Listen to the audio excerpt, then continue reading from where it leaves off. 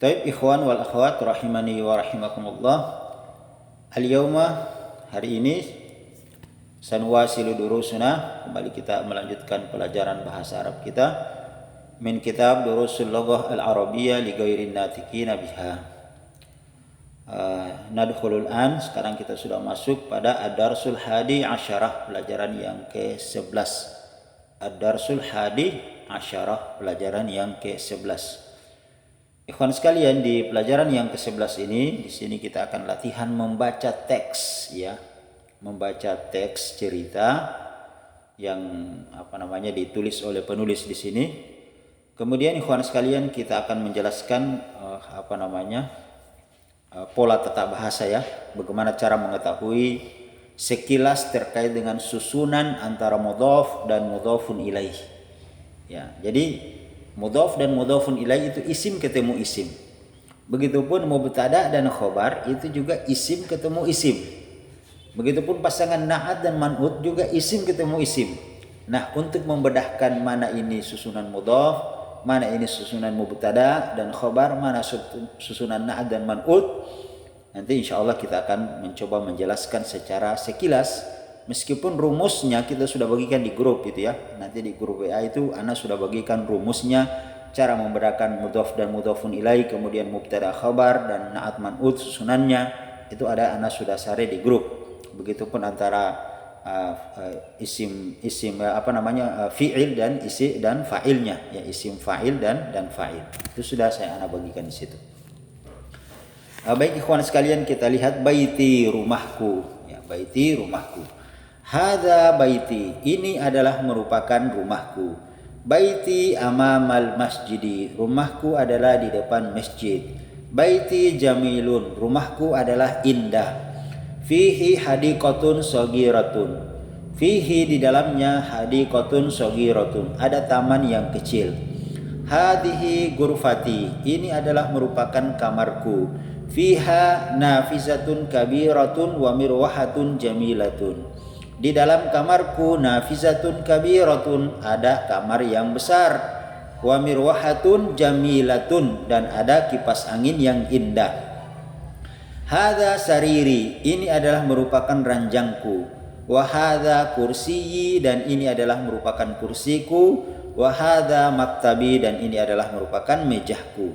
Sa'ati wa qalami wa kitabi 'alal maktabi, sa'ati jamku wa qalami dan penahku, wa kitabi dan bukuku, 'alal maktabi di atas meja. Wa hakibati dan tasku, tahtal maktabi berada di bawah meja. Nafizatu gurfati maftuhatun, pintu kamarku maftuhatun terbuka. Hadza gurfatu akhi, ini adalah merupakan kamar saudara laki-lakiku. Wa tilka gurfatu ukhti, dan yang jauh itu adalah kamar saudara perempuanku. Gurfatu akhi kabiratun, kamar saudara laki-lakiku besar. Wa gurfatu ukhti, dan kamar saudara perempuanku sagiratun, yaitu kecil. Gurfatu akhi amama gurfati, kamar saudara laki-lakiku amama gurfati berada di depan kamarku. Wa gurfatu ukhti, dan kamar saudara perempuanku amamal matbakhi berada di depan dapur. Li, saya memiliki akhun wahidun, satu orang saudara laki-laki. Ismuhu Usamatu, namanya adalah Usama. Wali, dan saya punya ukhtun wahidatun, satu orang saudara perempuan. Ismuha, namanya dia adalah Su'adu, namanya Su'adu. Abi wa ummi fi tilkal ghurfatil kabirah, bapa dan ibuku fi tilkal ghurfatil kabirah berada di kamar yang jauh yang besar itu. Ana uhibbu abi wa ummi, saya cinta kepada ayah dan ibuku. Wa uhibbu, dan saya cinta akhi wa ukhti, saudara laki-laki dan saudara perempuanku. Nah, itu ikhwan sekalian, ya, teks cerita terkait dengan baiti rumahku. Sekarang mari kita jelaskan sedikit tata bahasanya. Baiti rumahku, di sini ada dua kata, baitun dan ana, ya, baitun dan ana, kemudian di anahnya dimutasilkan dengan baitun menjadi baiti rumahku, ya. Jadi pasangan baitun ini adalah mudhaf, kemudian ya mutakallim di sini sebagai mudhafun ilaih, menjadi baiti rumahku atau rumah milikku. Kemudian ikhwan sekalian, hadza baiti, ini adalah merupakan rumahku, ya. Hadza baiti, ini adalah merupakan rumahku. Ini pasangan mubtada dan khobar, ya. Kenapa? Karena ini adalah isim ma'rifah, kemudian baiti, baitun itu nakirah, kemudian dia nanti dimutasilkan dengan ya'u mutakallim. Baiti, rumahku, ya, pasangan mudhaf dan mudhafun ilaih, amamal masjidi. Perhatikan, amama ini adalah merupakan nakirah, ya, dia termasuk isim nakirah atau zarful makan, keterangan tempat, ya. Jadi dia di sini tidak ada alif lam. Jadi kan ciri-ciri isim nakirah itu tidak ada alif lam. Kemudian al masjidi ini adalah isim ma'rifah. Nah, isim nakirah tambah isim ma'rifah itu pasangan mudhaf dan mudhafun ilaih, ya. Nanti lihat rumusnya yang Anda sudah bagikan di grup itu. Bagaimana cara membedakan susunan mudhaf dan mudhafun ilaih? Kalau diawali isim nakirah, baru setelah itu isim ma'rifah, maka itu sudah dipastikan dia susunan mudhaf dan mudhafun ilaih. Nah, tinggal antum kalau di kitab Durusul Lugha ini, ciri-ciri isim ma'rifah itu kan ditambahkan alif dan lam. Bukan cuma hanya itu ciri-cirinya ikhwan sekalian. Domir itu juga termasuk isim ma'rifah.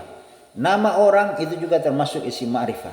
Nanti antum, ini sebetulnya dalam pelajaran nahwu ada, tapi antum nanti coba cari di bisa share, cari, ya. Antum cari terus antum lihat apa sih ciri-ciri dari isim ma'rifah, ya. Selain dia ditambahkan alif lam, kira-kira apa lagi ciri-ciri yang lain, ya, sehingga nanti antum bisa mengetahui susunan antara mudhaf dan mudhafun ilaih. Begitupun nanti susunan mubtada khobar. Kemudian baiti jamilun, rumah saya adalah indah. Baiti ini sudah ma'rifah, sudah diketahui karena rumahku. Kemudian jamilun ini adalah merupakan khobar, ya. Berarti di sini susunan mubtada dan khobar. Kenapa? Karena baiti ma'rifah, diketahui dia.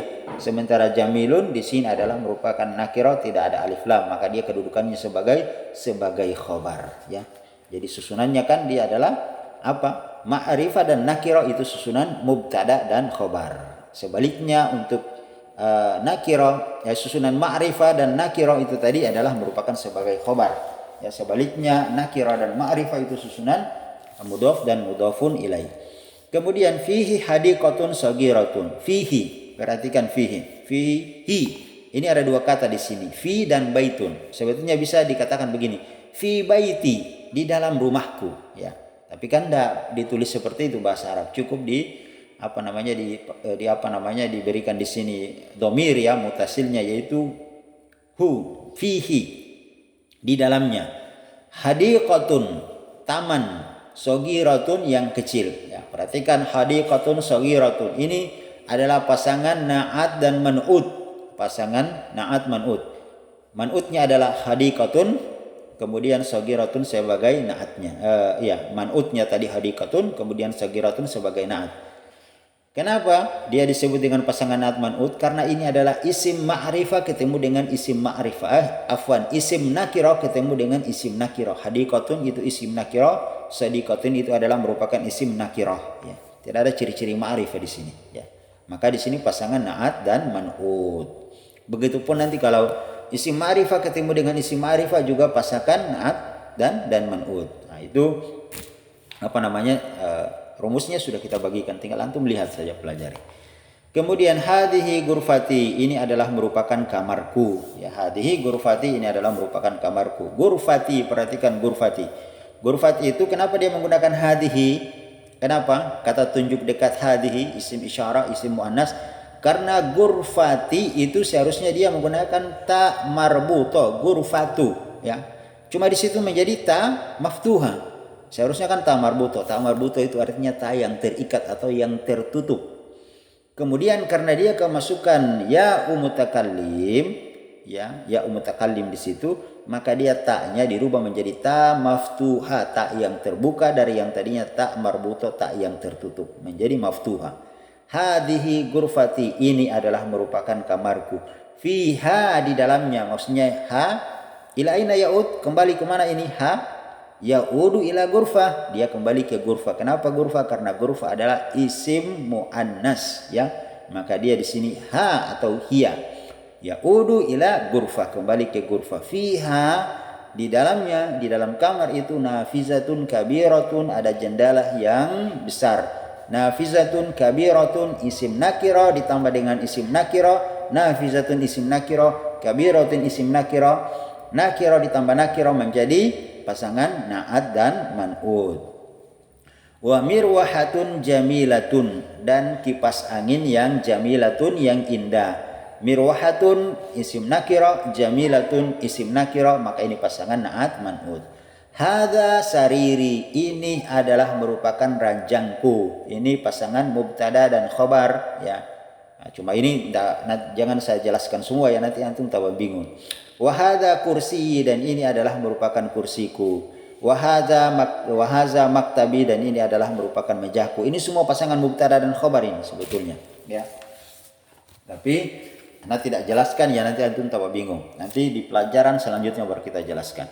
Saati, jam tanganku, wa qalami, dan penahku, wa kitabi, dan bukuku, alal maktabi, di atas meja. Jadi saati mudhaf dan mudhafun ilai, wa qalami mudhaf dan mudhafun ilai, wa kitabi mudhaf dan mudhafun ilai. Kenapa? Karena namanya dhamir itu semua tetap dia posisinya sebagai mudhafun ilai, menerangkan kepemilikan. Saati, jam tanganku, wa qalami, penaku, wa kitabi, bukuku, itu semua menerangkan kepemilikan. Itu namanya mudhaf dan mudhafun ilai.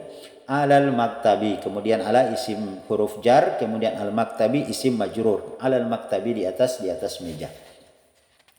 Wa hakibati, dan tasku, tahtal maktabi, di bawah meja. Tahta adalah mudhaf, al-maktabi adalah mudhafun ilai. Tahta isim nakira, al-maktabi isim ma'rifah. Nakira ketemu ma'rifah, maka pasangan mudhaf dan mudhafun ilai. Tahta al-maktabi.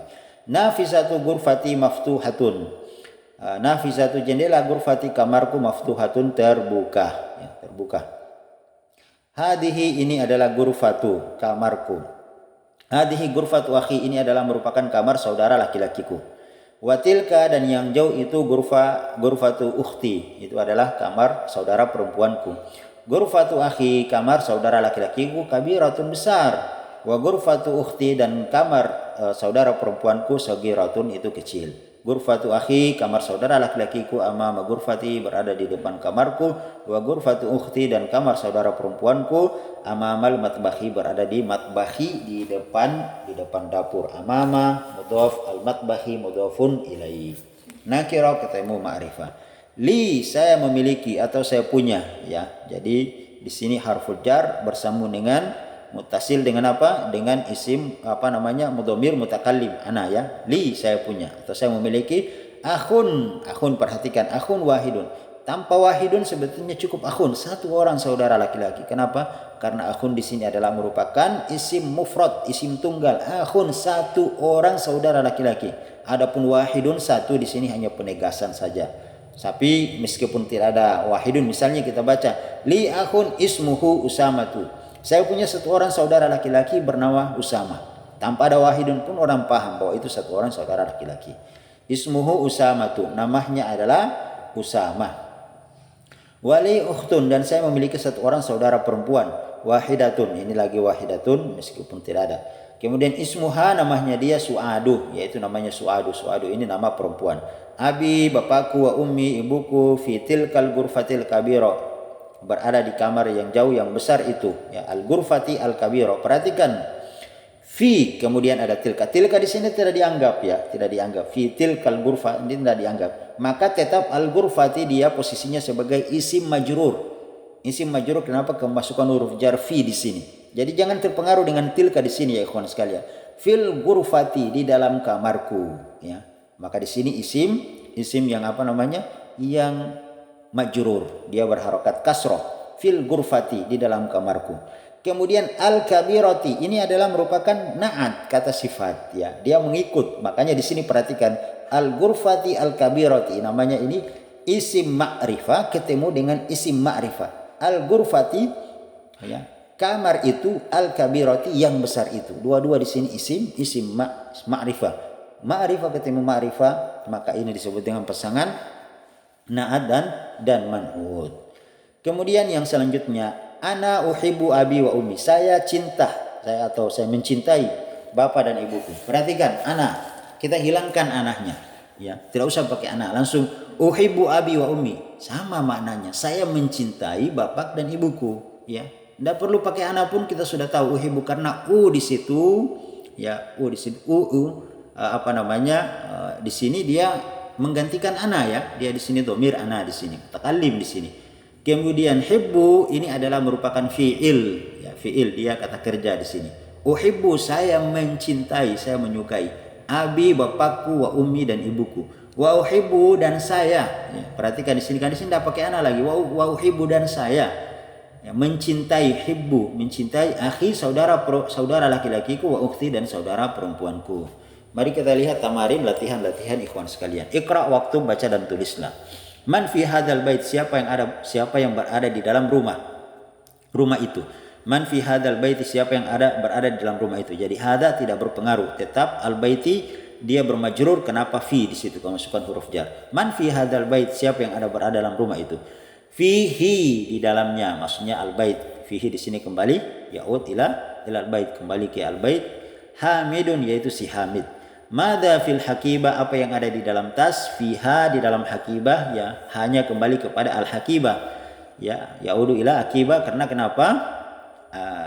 Hakibah kembali ke hakibah karena hakibah adalah isim muannas karena ada ta marbuto. Maka di sini fiha, di dalamnya, kitabi, ada bukuku, wa qalami, ada penaku, wa daftari, dan ada buku tulisku. Kemudian min, yang ketiga, man fis sayyarati, siapa yang ada di dalam mobil.